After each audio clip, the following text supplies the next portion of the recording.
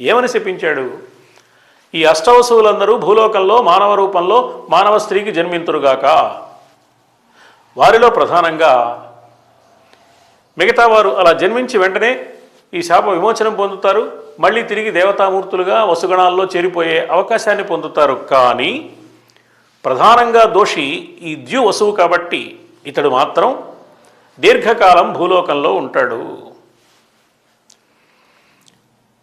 ఇతడికి వివాహం జరగదు, బ్రహ్మచారిగా ఉంటాడు. కానీ ధర్మాత్ముడుగా ఉండి రాజ్యక్షేమం కోసం పాటుపడే వ్యక్తిగా ఉంటాడు. సర్వశాస్త్ర విశారదుడై ఉండి భగవత్తత్వం తెలిసినవాడుగా ఉంటాడు. తండ్రి పట్ల అపారమైన ప్రేమ కారణంగానే రాజ్యాధికారాన్ని వదులుకుంటాడు, వివాహాన్ని వదులుకుంటాడు, ఆజన్మాంతం బ్రహ్మచారిగా మిగిలిపోతాడు. ఇవన్నీ వశిష్ఠ మహర్షి ఇచ్చిన శాపంలో భాగాలు.